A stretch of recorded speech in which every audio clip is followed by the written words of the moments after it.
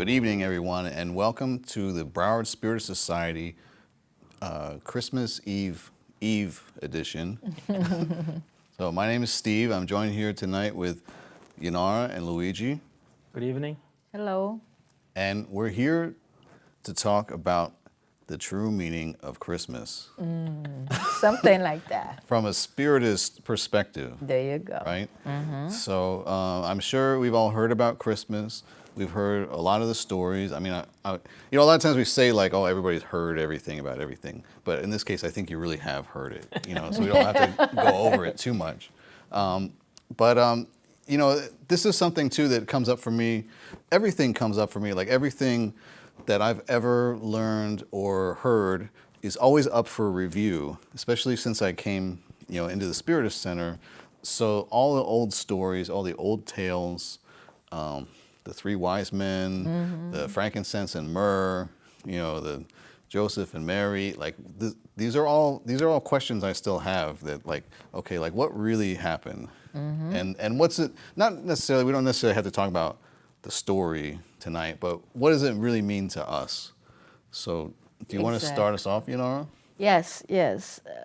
I guess that's why you started great. That is the feeling of Christmas that I think sometimes we think that Christmas are the gifts and the present and the Christmas tree and the story that Joseph and Mary had this baby, and this baby now we're celebrating his birthday.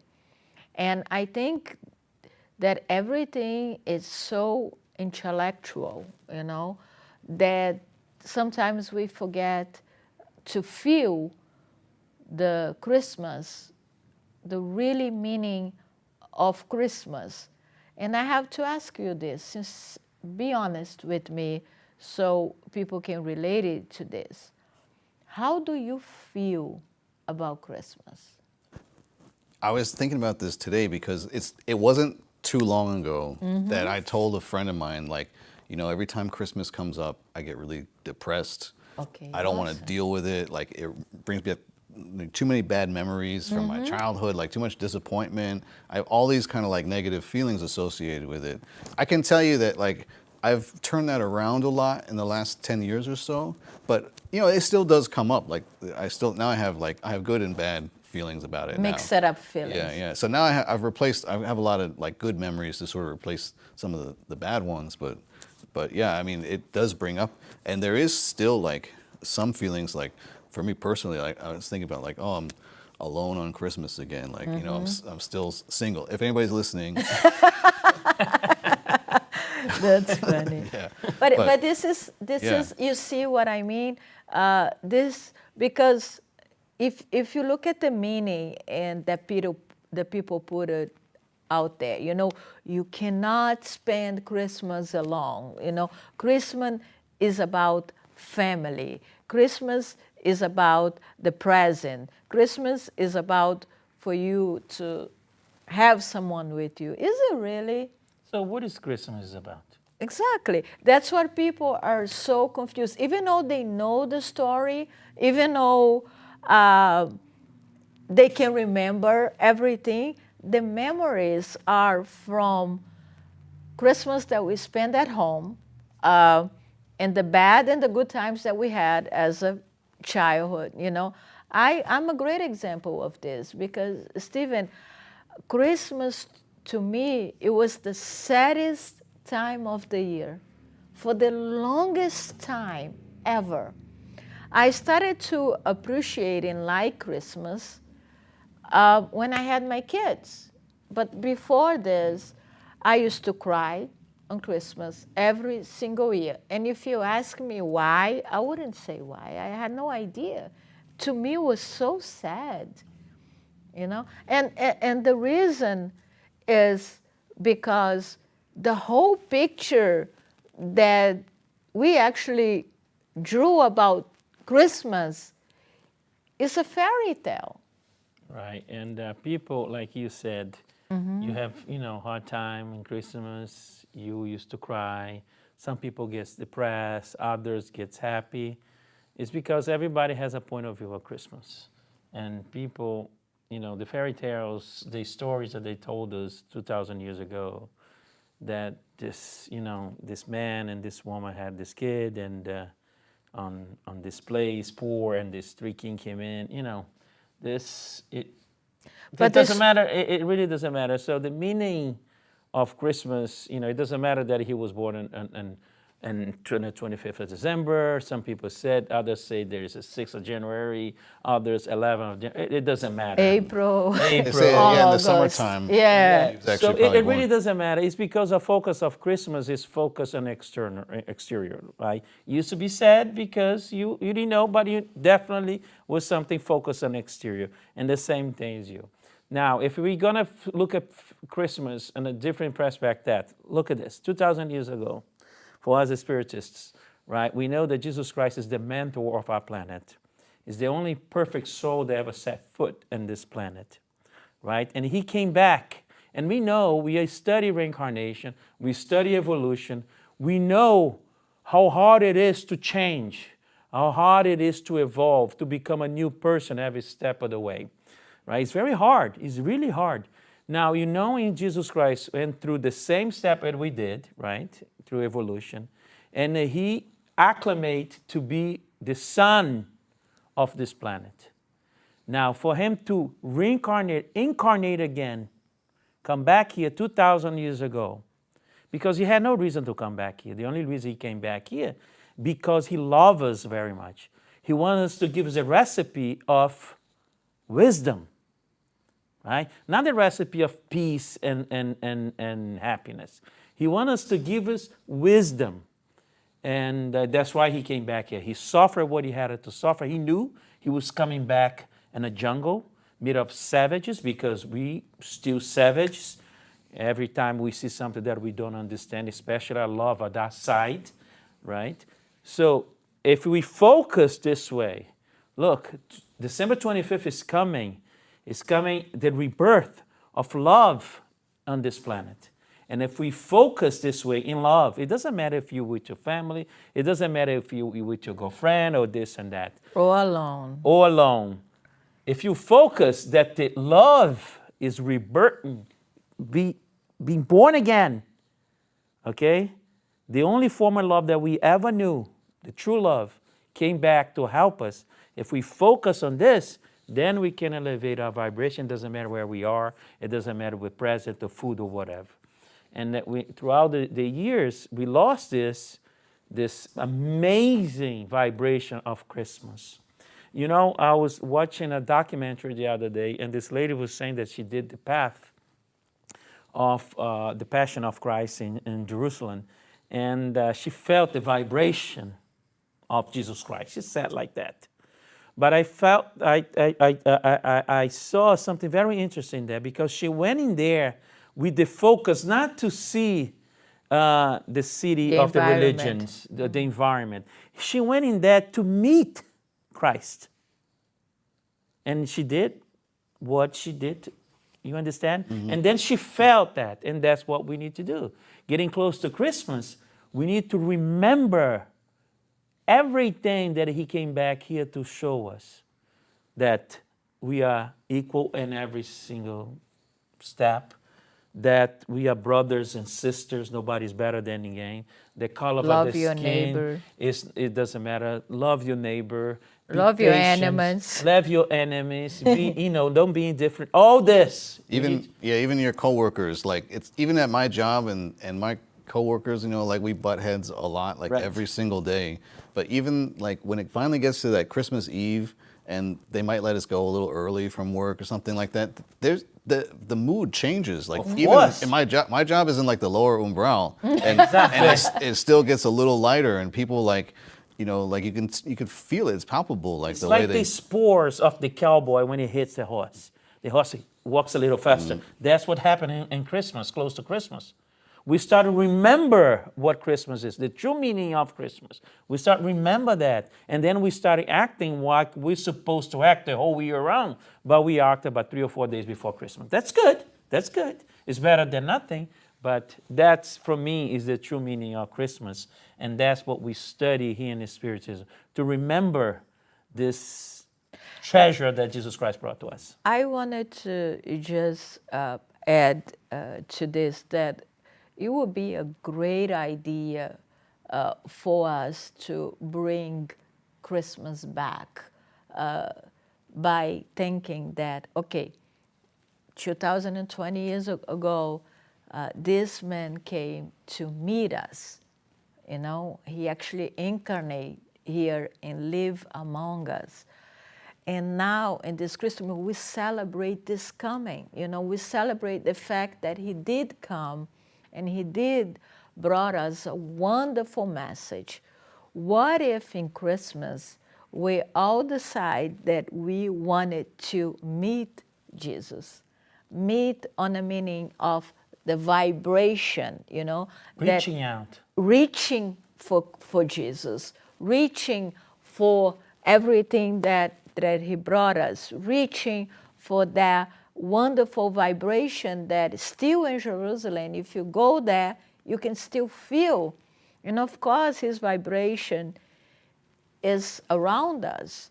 How do we have the proof of that? Well, try to do a prayer that it's really, really sincere, you know, from the heart, and tell me that you don't feel anything, you know? So it is around here. So this time of the year, we can just reach out, you know, like reach for Christ, reach for Jesus. And I think, Stephen, even for us, Spiritism, we lost that a little bit because, like I said in the beginning, we are intellectual involved with the story of this man that he came in, but we're not connected to this man. Emotionally. We're not connected at all. Yeah. Through the heart.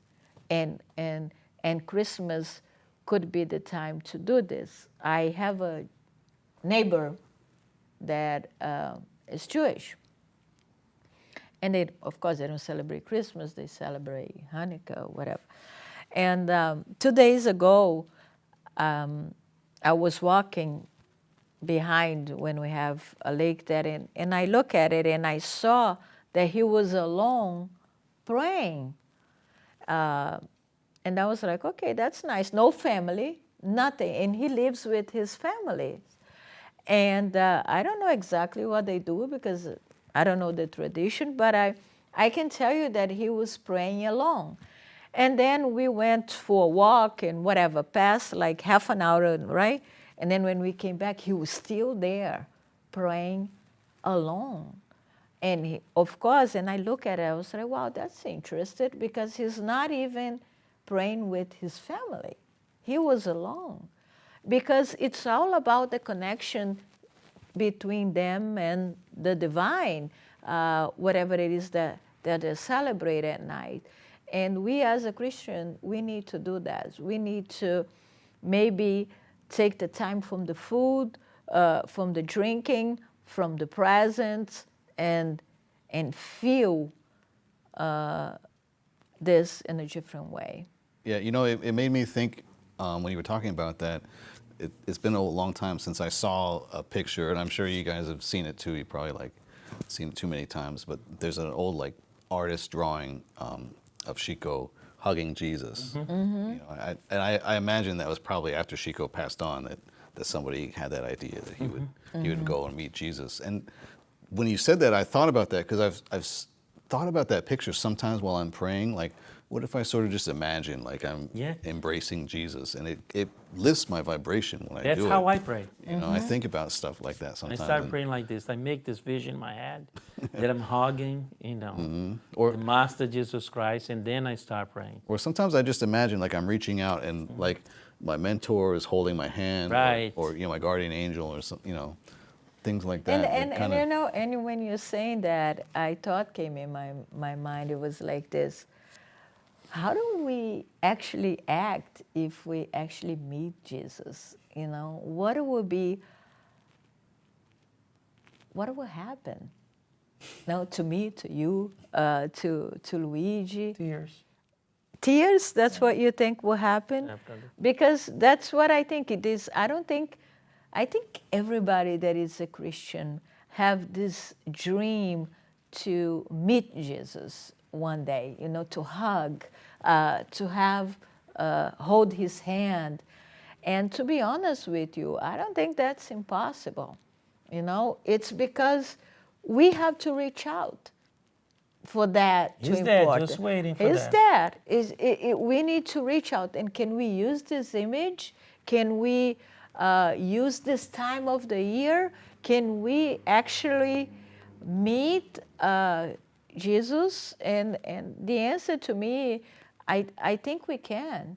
And if we really think about it, if you really want to meet, you probably had an encounter with Jesus before. Why? Because not a lot of people reach out the way that we should be reaching out. He's there just waiting. They say, seek and you will find. Yes. Just like you said, the woman was in Jerusalem, like looking for the path to Jesus, Yes. and she found it. She found it. She found it in her own way. Knocking the door will be open to you. Right. She wasn't looking for the city, for the walls and this and that. She was looking to find Jesus Christ. And she did found, and not in a way, a physical way, but she felt his presence. You understand? And she couldn't explain what it was in the right words because it's hard to explain something that you never felt. So, I mean, yeah, I would encourage everybody, like, whatever it is you're looking for, whatever, seek and you will find, like, go for it. And you don't need to You go don't to have to go. Jerusalem. Yeah, you don't need to go to Jerusalem. You can do it in your house, with your friends, with your And family. we can use this time of the year, which is Christmas Eve, and That's most actually Christmas, powerful time that is for us. so powerful. Yeah. We can use that day, that moment to do this, to meet. I just read this weekend, I was reading Our Daily Bread, and it, or maybe it was in the Gospel. I read both back to back. So it said, like, whenever you receive someone in Jesus' name, somebody who's in need, somebody who needs help, you're receiving Jesus himself. That's in the gospel. Yeah. So you could reach out to somebody who's in need, some even a stranger, and even if you never think like you'll be recognized for it or repaid for it, like it'll be repaid to you, tenfold with the spiritual gifts. Yes. There is another way of meeting, of getting the meaning of the Christmas, instead of thinking, oh, I'm alone, oh, I don't have a family. It's funny because people keep saying that, and that Christmas is all about family. And some people sometimes don't think that some people don't even have family. So if you don't have family around you, what is the Christmas? So Christmas is not about family. Christmas is about like universal family, if you want to talk about family, because we go to that, right? In the holidays, I go to Brazil, or I meet with other families, so we think Christmas is about family. Christmas is not about family, because we don't have to make other people feel bad because they don't have a family. Christmas is about recognizing that we are all brothers and sisters, that we're part of something so much bigger than us. And this wonderful man came in, this pure spirit came in and just told us to love our enemies. And that's what Christmas is. We have to stop with the little phrases. Christmas is family. Christmas is gifts. Christmas is being surrounded by those who loves you. What about a person that don't have anybody to love? We are grateful that we have friends, but we have to understand, we have to be that some people don't like Christmas because of this. Because some people, it's just like people, what do you think? Kids in Africa believe in Santa? Of course not. They don't have the Santa, the magical of Santa that comes in. And if they started believing, said, how come Santa didn't come for me and came from the other kids? Same concept. The fairy tale about Santa, we're bringing the fairy tale to Christmas and making into something that society wants you to believe in that. Of course, because if we say Christmas is family, that means that we have to exchange gifts with family, you know? And Christmas is so much more than gifts and family Parties. and parties and food. Okay. So, well, thank you guys so much for talking to me. I mean, it's enlightening. It's not like you said anything that I didn't like kind of know or whatever, but it's a great reminder. And like, actually, like when we get there on Christmas Day, to remember, like to reach out and you know, to look for Jesus and to, you know, extend our hand Like and you said, we didn't say anything that people that don't already know. That's important for you to mention that. It is very important. Everybody already know, but nobody does anything. You understand? I already know this. Okay, so what are you doing with what you know? See, It's Christmas time. that needs to change.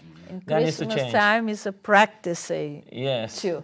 And that's why the repetition in the Spiritism, over and over and over. It's until you get it and you do something. And it's well, not because we're talking about here, that means that we are actually using their time with the best. No, I need to improve on that part also. We all do. We all do. I'm not here to preach. It's reminding it's like me. it's like, yeah, maybe I'll get it one day. Yeah. Yes, yeah, it's reminding me of what I need to do also. And yes, I meditate on Christmas and I think about Jesus, yes, but I can do much more than that. I can use this time better also. Okay. So yeah, well, let's finish up with a prayer and then Yeah. let's do it. So we're going to finish it up this talk of ours with a prayer. We're going to take advantage of the date that is coming up, that is Christmas. That is the birth of love in our planet. It's when He came to show us the right path, came to show us that it's not hard to love one another, that it's not impossible to find wisdom, to find knowledge related to a moral progress.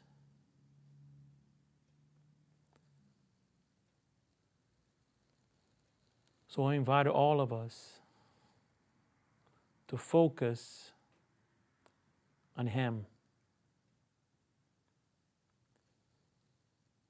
The only title that He accepted when He was here was the title of Master. He was a master because He already concluded His path and evolution. And now He's waiting for us. His delight that is illuminate this long walk, this long path that we have towards enlightenment, towards love. He's there waiting for us, helping us, giving us the strength in the hours of our weakness, giving us hope on a face of despair. He is our sun, the shine and make brighter our days. So on this Christmas, we should unite not only as blood family, but as a spiritual family. Pray for this planet, that we can unite one day as brothers and sisters, as equals, that His love can come upon us as a light breath, so we can understand once and for all that the only reason that we are here is to love one another, is to respect one another, is to help or be helped on this path, is to unite it in the face of happiness or on the face of sadness. We need to be united. And this new time is coming. This new opportunity that is knocking our doors is here. So in His name, we ask the strength to open these doors, to open the windows of love and light so they can shine upon our lives. So we know for sure that we are not alone. So we know for sure there is someone that loves us above anything. And His name is Jesus Christ. So let's be thankful for this opportunity. Let's be thankful to have the masters of the masters guiding us on this path. So in His name, on His date,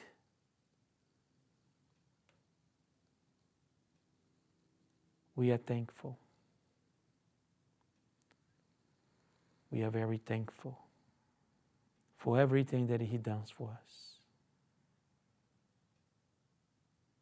Everything that He's done for our planet, for our loved ones, for our friends, for everybody on this planet. So be it.